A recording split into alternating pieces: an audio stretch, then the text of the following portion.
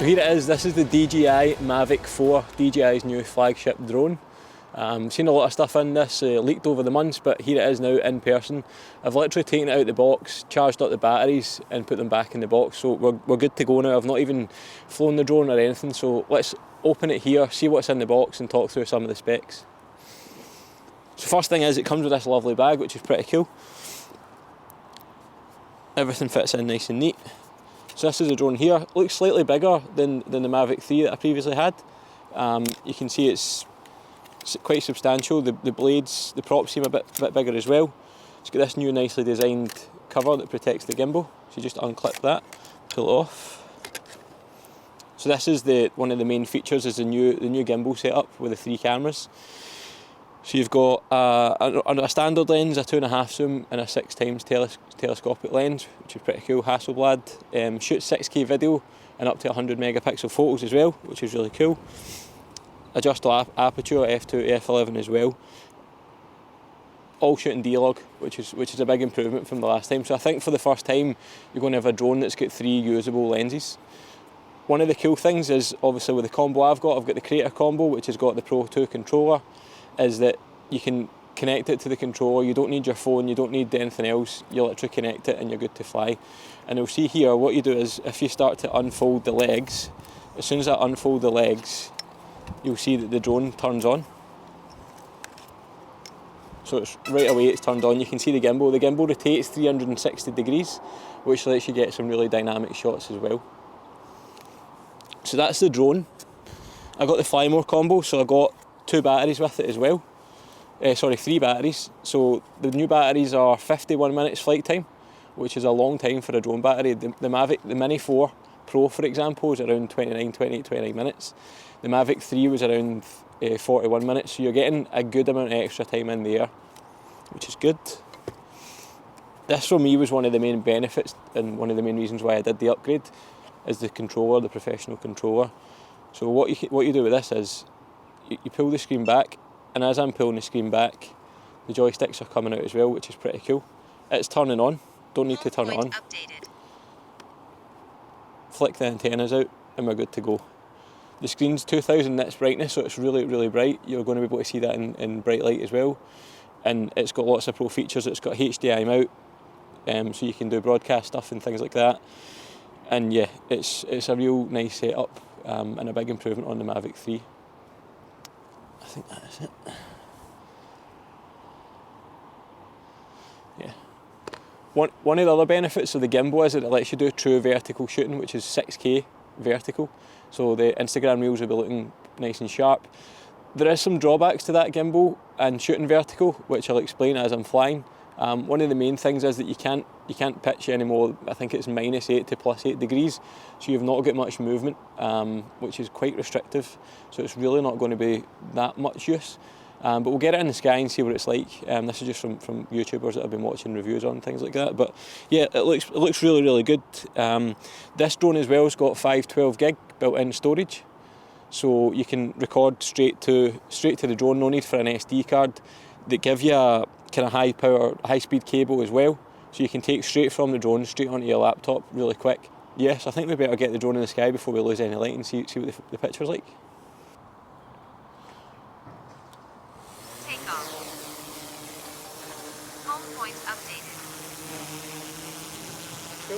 Better.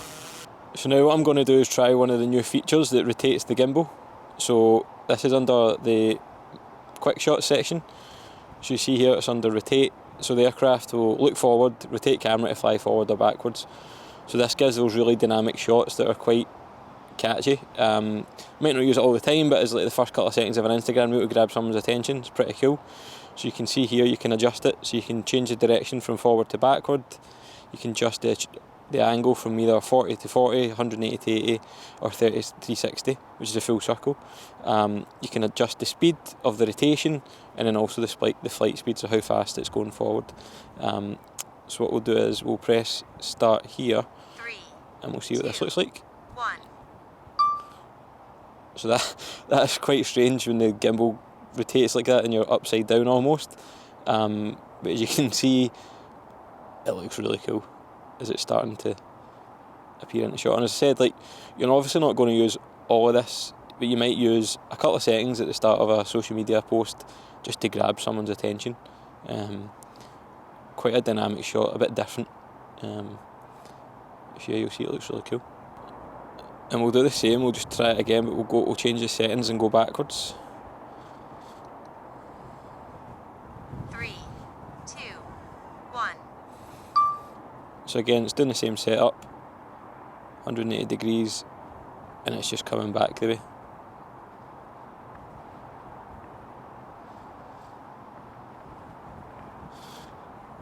Really windy in Glasgow tonight, so the drone's actually holding up really well, which is great.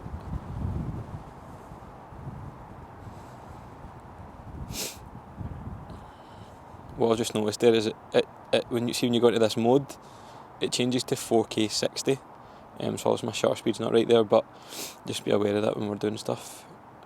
You can actually adjust the shutter speed on the controller now, so you can click between. So you can adjust the shutter speed, the aperture, ISO, all that kind of stuff. So if we're doing that, yeah, let's do that. That looks nice. Yeah. That? There's more clarity in the sky for the previous setting. F11 like this.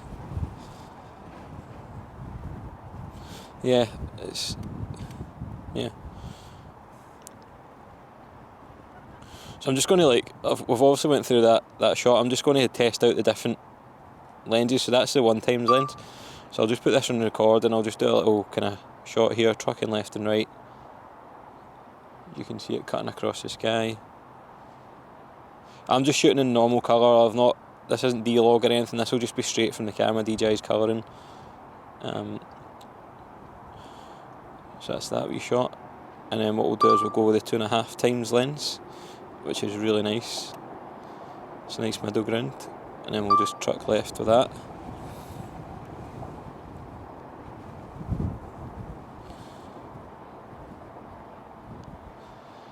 The only thing is DJI have released ND filters for the drone, but they don't have them in stock and you can't get third-party ones yet, so hopefully the sooner they come out the better. As you can see, the 2.5x zoom is really nice.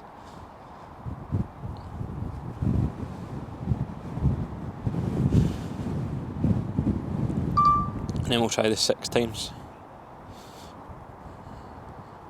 So one of the things I wasn't a fan of with the Mavic 3 was that the zoom lens wasn't really that usable, but let's see how this works.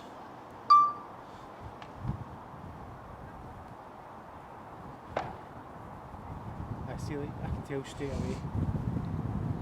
Yeah, it's much better.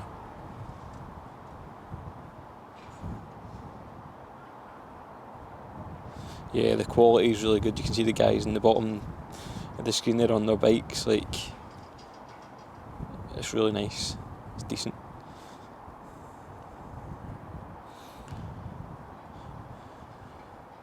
So I don't know if you can see the bottom here, there's a little screen that I've now made big, so that's actually the cameras that's on the drone. So you can see, if you were trying to do some tight shots or whatever, you can see and adjust left, right, front and back what the drone's seeing, which is pretty cool as well. So yeah, let's go back to the 1x zoom. We'll also try and take some photos now. So this is 100 megapixel photos.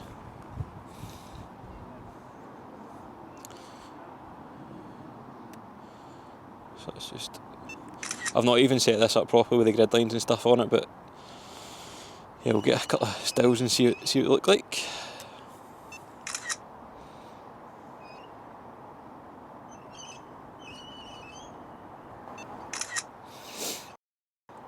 And then what we'll do is we'll try and do this as well, so we'll twist that.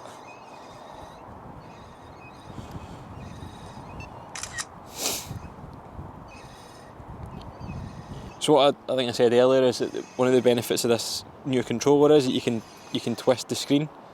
So if I literally do this, turn the screen, give me vertical, it's also twisted the gimbal, so that's now vertical. It's shooting 6K for video, so you're getting the full sensor, recording, which is pretty cool. The only thing, as I said earlier, you've only got that 11 degrees of movement up and down, which is a wee bit restrictive, but I suppose it's not too bad. You can obviously shoot proper vertical photos, which is cool. That's the control higher. Too much, just a touch. You just slow drop it. Drop it a bit more.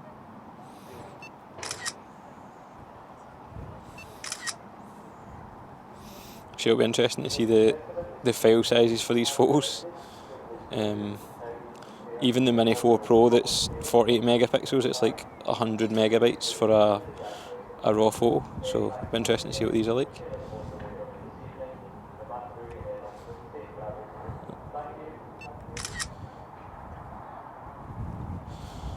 Let's get closer in with the 2.5 times zoom as well.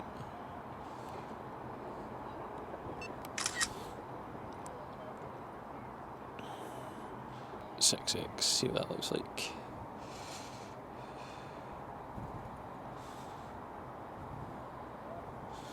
Yeah, that looks nice. That's really nice.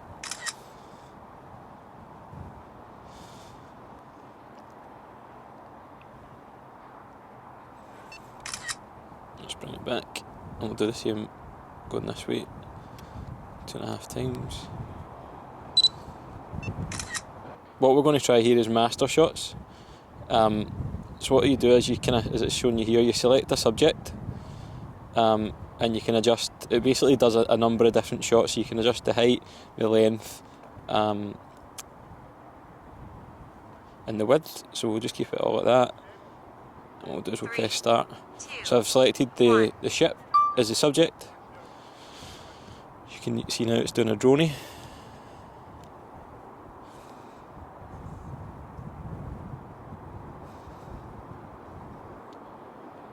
This is on the 2.5 times lens, which is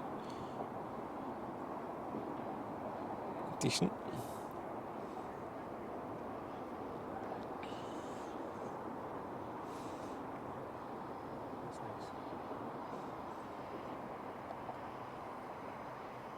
That's nice. If you your control too much, just incremental. That's it.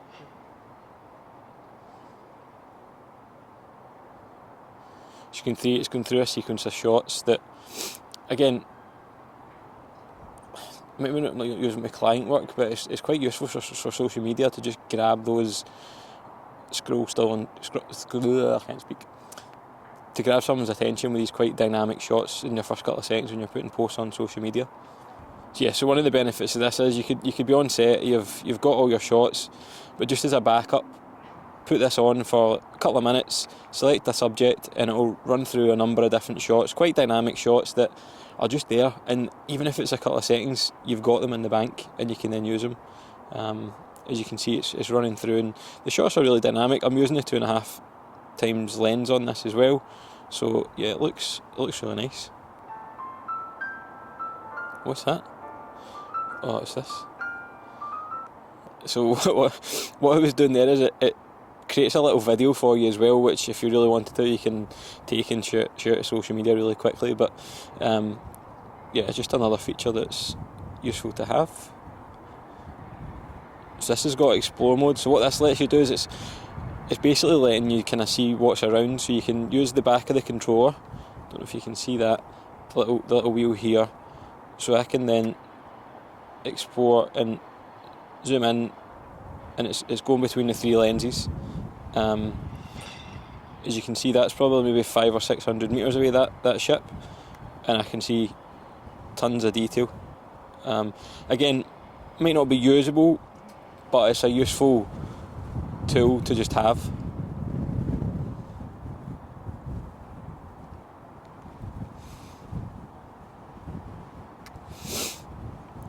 Cool. See, that switched to auto there as well. I don't know, it's fine.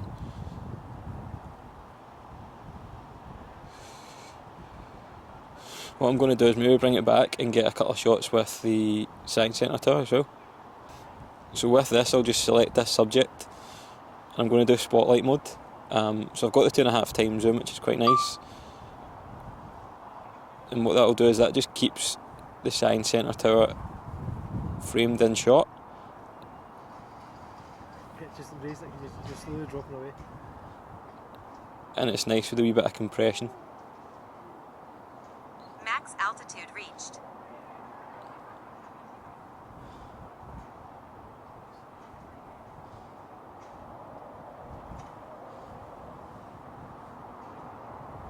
Max altitude reached.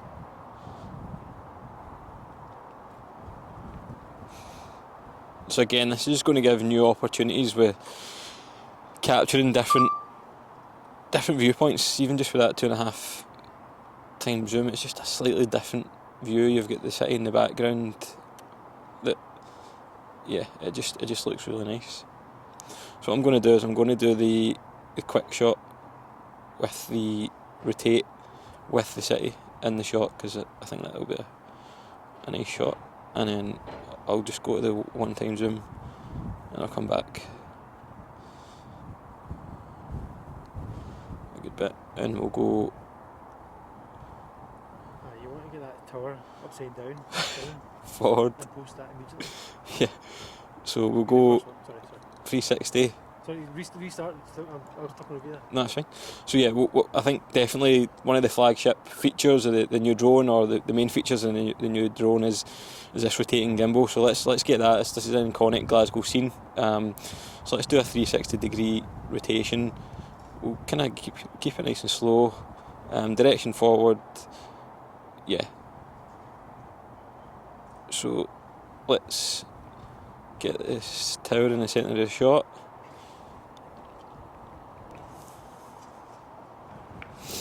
Yeah, we'll go with that. 3, 2, 1. I've got 3 minutes left. Right, cool. So you can see it reset the gimbal, put it back to the starter. Now it's doing a 360-degree rotation. This will be interesting to see what this looks like, because obviously we're shooting in portrait here. We can adjust this to vertical to get another version of this shot. But yeah, you can see it's quite a interesting shot. Yeah, it's quite an interesting shot, and as I said, you may only use a couple of seconds of that at the start or something, just to introduce where you're at and give a bit of context and grab people's attentions. But it does look pretty cool. This is doing all this itself, so this is a feature of the drone, and yeah, we'll see what the footage is like when I get it back on the computer and edit it. But it looks really cool and really something a bit different in one of the drone's new main features. So yeah, it's really cool to get first-hand shot of it. So hopefully you enjoyed that. First impressions of the Mavic 4 Pro. It's a solid upgrade in the Mavic 3 that I had before. The triple camera system, 1x, 2.5x, 6x. Really nice footage you're getting from that. You're getting 6K video, 100 megapixel photos. The new fold-out controllers, really slick. The true vertical shooting, the 360 rotating gimbal. Lots of really nice upgrades across the board. This is my first impressions. I'm going to get out over the next couple of weeks and shoot some more content, which I'll share with you guys. But let me know what you think in the comments. It's the first time I've did this type of video, but hopefully you enjoyed it, and looking forward to doing the next one.